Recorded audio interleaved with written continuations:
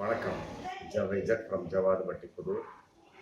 Power writer அப்படிங்கிற YouTube channel மூலமாக உங்களை மீண்டும் சந்திக்க ரொம்ப வருஷத்த மகிழ்ச்சி.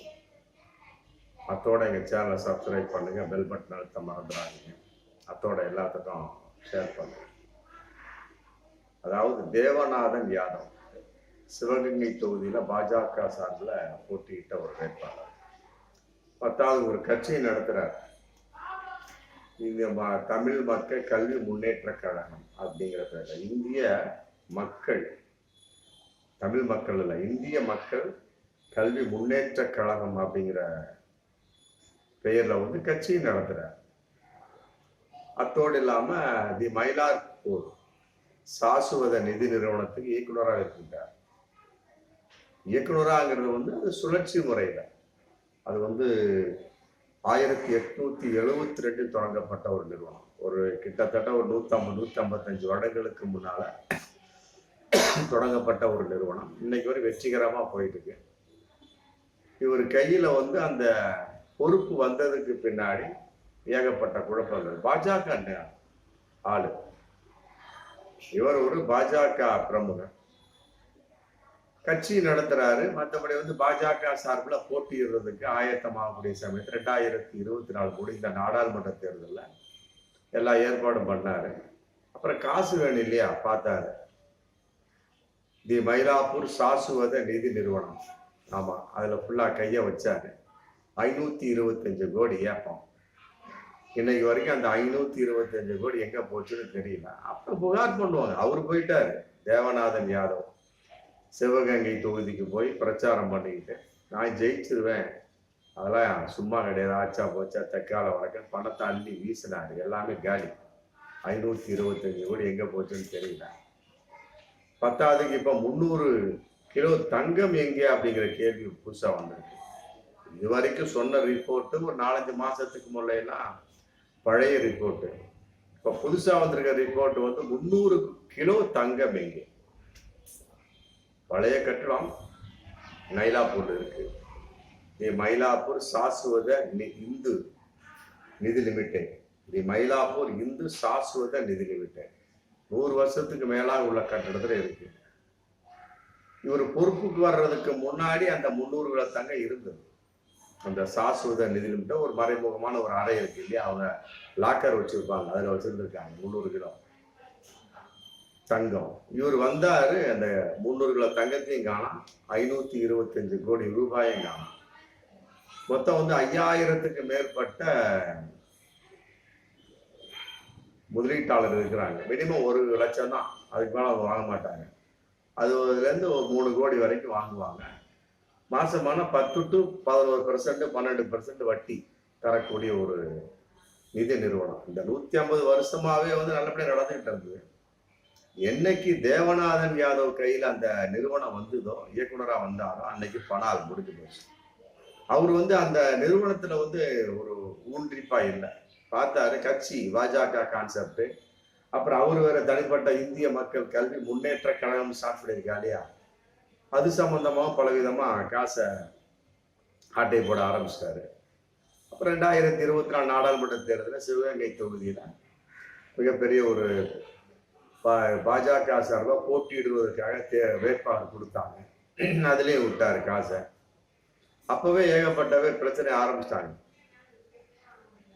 அப்பவே சரியாக யாருக்குமே வட்டி ஒழுங்காக வரவில்லை, முதலீட்டாளர்களுக்கு சரியாக பணம் தரப்படவில்லை, அப்படி தந்தாலுமே அந்த செக் ரிட்டர்ன் ஆகுது அப்படிங்கிற கான்செப்ட் அவர் சிவகங்கை மாவட்ட, இது சிவகங்கை தொகுதியில போட்டியிடுறப்பே அந்த பிரச்சனை வந்தாச்சு. ஆனா அதெல்லாம் கண்டுக்காம அவர் என்ன பண்ணிட்டாரு, அங்க ஜம்முன்னு ஜாலியா சந்தோஷமா சும்மா கட்டுக்கட்டா அள்ளி விட்டா. அவர் நினைச்சிட்டாரு இது திராவிட மாடல் ஆட்சி, மற்றபடி பெரியார் பூமி அப்படிங்கிறது தெரியாம போச்சு. கட்டாயமாக பாஜக வென்று விடும். காரணம் என்ன, அண்ணாமலை தான், அவருடைய ஒரு நிலைப்பாடு தானே. தாட்போர் தெக்கால வடக்கு, அது மாதிரி ஏகப்பட்ட பேர் அண்ணாமலையை நம்பி. ஆமா, இந்த வகையில அதிமுக ஏமாறல, ஏமாந்ததுதான், அப்புறம் தப்பிச்சுட்டாங்க. மற்றபடி பாஜக அப்படி ஏகப்பட்டவர் ஏமாந்தாங்க. தமிழிசை, அப்புறம் இந்த பக்கம் ஏகப்பட்ட வேறு கட்சி நபர், ஏசிஎஸ், ஐஜேகே ஐஜேகேலாம் வந்து திமுக சார்பா நின்று அன்னைக்கு லட்டு மாதிரி வந்திருக்கலாம். அதே பெரம்பலூர் தொகுதியிலே வந்திருக்கலாம். அவன் என்ன புத்தி மாற்றமோ தெரியவில்லை. பாஜக சார்பா போய் வாயில மண்ணுங்கிற கதை ஏசி சொல்ல வேண்டிய அவசியமே இல்லை. ஆமா, அதெல்லாம் ஒண்ணும் இல்லைண்ணா. நம்ம தானே ஜெயிப்போம்னா, நம்முடைய தலைமையில நிக்கிறோம்னா, நம்ம தானே பாஜக தானே தலைமைனா. இடத்த வாரிட்டார் அண்ணா, ஒண்ணுமே கிடையாது. இப்போ அவரு வார போறாரா அப்படிங்கிறது மிகப்பெரிய ஒரு கேள்வி வந்திருக்கு. இங்கிலாந்துக்கு போனாருன்னா இங்க வாரிடுவாங்க, முடிஞ்சு போச்சு. இன்னொரு ஆள்கிட்ட பொறுப்பை கொடுத்துருவாங்க. அப்ப நான் அங்கிருந்து மெயின்டைன் பண்றேனா அப்படிம்பாரு. அதெல்லாம் ஒத்துக்க முடியாது. அன்னைக்கே ஜேபி நட்டா சொல்லிட்டார், அப்பா நீ கொடுத்தீங்கன்னா உனக்கு வேணாமா, போயிட்டே ராஜினாமா கடிதத்தை வாங்குவாங்களோ வாங்க மாட்டாங்களோ, வாங்காமல் இருந்தால் நன்றாக இருக்குமே அப்படிங்கிற ஒரு சந்தேகத்திலேயே சும்மா ஒரு பில்டப்பா, எல்லாமே பில்டப்பு தான். வார்த்தை ஜாலம், வாய்க்கொழுப்பு, செல்லூராஜ் சொல்ற மாதிரி எல்லாமே பில்டப்பாவே கொடுத்துட்டு இருந்து அதன் அடிப்படையில மாட்டின வகையில என்னாச்சு, ஒண்ணுமே கிடையாது. எல்லாமே பணம், யாருக்குமே வந்து வெற்றி இல்லை. திமுக 40க்கு 40 சுருட்டிட்டாங்க, முடிஞ்சு போச்சு. அதன் அடிப்படையில் தேவநாதன் யாதவும் அவுட்டு. பாஜக சார்பே வெற்றி பெறவில்லை. மற்றபடி அவருடைய ஆரம்பிச்சிருக்கிற கட்சி சார்பா அவருக்கு எந்த ஒரு பேரும், சும்மா ஒரு லெட்டர் பேடு கட்சி, அவ்வளவுதான், முடிஞ்சு போயிட. உண்மை அவரு தான் தலைவர், செயலாளர், பொருளாளர், தொண்டரும் அவராக தான் இருப்பான்னு நினைக்கிறேன். இல்லையா காசு கொடுத்தா வந்து போஸ்டர் ஓட்டுறதுக்கு ஆள் வருவாங்க, அவ்வளோதான். மற்றபடி அந்த கட்சி இருக்கானே தெரியல. இந்திய மக்கள் கல்வி முன்னேற்ற கழகமா, ஆமா, அந்த மாதிரி நின்றாரு. தன்னுடைய கட்சி சார்பா நின்றதா கூட பரவாயில்ல. பாஜக சார்பு நிற்கிறப்ப மிகப்பெரிய வெற்றியை பெறுவேன் அப்படிங்கிற நம்பிக்கை வந்தார். இப்ப ஒண்ணுமே கிடையாது, முடிஞ்சு போய். இப்ப என்ன பண்ணிட்டாங்க, அப்பவே வந்து மக்கள் வந்து மிகப்பெரிய போராட்டத்தை பண்ணாங்க. அப்புறம் 144 150 பேருக்கு கம்ப்ளைண்ட் கொடுத்தாங்க. அப்போ வந்து பொறுப்புல ஒரு இதா இருந்ததுனால வந்து அரெஸ்ட் பண்ண முடியல. இன்னைக்கு வந்து தோல்வி பிளஸ் வந்து தனிப்பட்ட ஒரு ஆளாக மாறிவிட்டார். பாஜகவில் எந்த பொறுப்பும் கிடையாது. இருந்தாலுமே கூட அந்த ஒரு இருக்கக்கூடிய கட்சியில வந்து தலைவர் பாஜக சார்பா வந்து ஒரு கூட்டணியா போட்டிக்கிட்ட மாதிரி தான் பண்ண முடியும். இன்னைக்கு வந்து தனிப்பட்ட ஆளா போயிட்டாரு. அதன் அடிப்படையில வந்து 525 கோடியை வந்து சிவகங்கை தொகுதியில உருட்டி விட்டாரு. அதெல்லாம் விட 300 கிலோ தங்கம் எங்க அப்படிங்கிற கேள்வி இன்னைக்கு வந்திருக்கு. ஆமா, அதையெல்லாம் என்ன அப்படிங்கிற விசாரிக்கிற சமயத்துல ஆள் தலைமறைவு. புதுக்கோட்டையில ஒரு ஃப்ரெண்டு வீட்டுல தலைமறைவாக இருப்பதாக ஒரு தகவல். அதுக்கு முன்னே ஏகப்பட்ட சம்மன் அமிச்சாங்க. முறைப்படி சம்மன் அமிச்சு இந்த மாதிரி வந்து ஏகப்பட்ட பேர் வந்து முதலீட்டாளர் பேர்ல அந்த மயிலாப்பூர் இந்து சாஸ்வத நிதி நிறுவனத்துக்கு முன்னால எல்லா வயசானவங்க, பென்ஷன் வாங்கக்கூடியவங்க, முதியோர்கள், எல்லாம் முடியாதவர்கள், இந்த மாதிரி 75 80 வயசுக்கு மேல ஒரு ஏகப்பட்ட குற்றச்சாட்டு பண்ணிட்டு இருக்காங்க. வந்து பதில் சொல்லுங்க அப்படின்றது சம்மன் அனுப்பிச்சதுக்கு அவரு ஏகப்பட்ட சம்மன் அனுப்பிச்சது வரவே கிடையாது. அப்புறம் போலீசார் பார்த்தாங்க, அதிரடி நடவடிக்கையாக ஆமா 4 படை தனிப்படை பிரிவு அமைச்சு தேடினாங்க. தேடின வகையில புதுக்கோட்டையில தன்னுடைய நண்பன் வீட்டில் பதுங்கி இருப்பதாக ஒரு தகவல். கரெக்டா போய் வாட்ச் பண்ணி ஆளை லபக்குன்னு தூக்கிட்டு வந்துட்டாங்க. திருச்சிக்கு தூக்கிட்டு வந்து அங்கே விசாரணை பண்ணி இப்ப மெட்ராஸ் கொண்டு வந்தாச்சு. 2வது நாளாக விசாரணை போயிட்டு இருக்க வகையில் என்ன சொல்றா, ஒண்ணும் கிடையாது, எல்லா பணத்தையும் நான் வந்து தேர்தல் செலவுக்கு வெளியிட்டு விட்டேன், முடிஞ்சு போச்சு. அதே சமயத்துல வந்த ஒரு கொஞ்ச நேரத்திலே ஒரு காலத்திலே பூட்டிட்டார். மயிலாப்பூர் இந்து சாஸ்திர நிதி நிறுவனத்தை அவரே பூட்டிடுறாரு. எல்லார் வீட்டுக்கு போகணும்னு அமைச்சிடுறாரு. மக்கள் இன்னைக்கு என்ன பண்ண ரோட்டை நின்று தவிச்சிட்டு இருக்கிறாங்க பாருங்க. இல்ல, ஒரு வேட்பாளராக போட்டியிடக்கூடிய நபர் தன்னுடைய சொந்த காசு அவர் கொண்டாடி இருப்பாங்க, கழுத்துல தாலி தொங்கிட்டு இருக்க, சொத்துக்கள் இருக்கும், எல்லாத்தையும் வித்து போட்டு அடமானம் வச்சு நீ போட்டியிட, தேர்தலில் போட்டியிடு, ஜெயி வெற்றியிட தோல்வியிட என்னமோ பண்ணீங்க. அடுத்தவங்க காசை வந்து தேர்தலில் போடலாமா? 525 கோடி எவன் அப்போ விட்டு சொத்து, உதயநிதி ஸ்டாலின் கேட்ட மாதிரி 525 கோடி. 10க்கு 300 கிலோ தங்கத்தையும் காணாமா. அந்த தங்கம் வந்து ஒரு பரம்பரை சொத்து மாதிரி வந்து அந்த நிதி நிறுவனத்துல இருந்திருக்கு.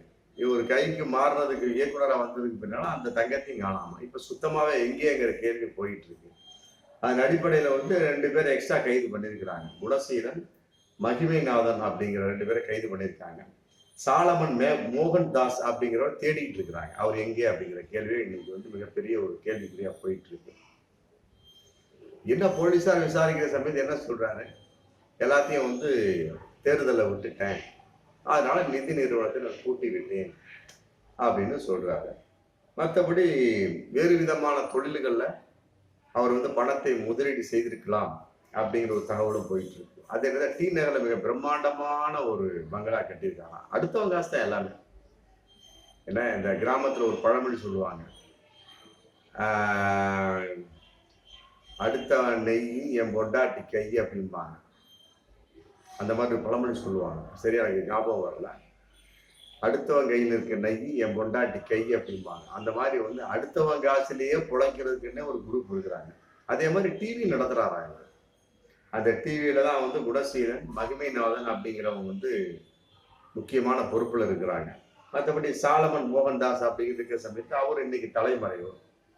எங்க இருக்கிறாங்கிறது எல்லாத்துக்கும் தெரியும்.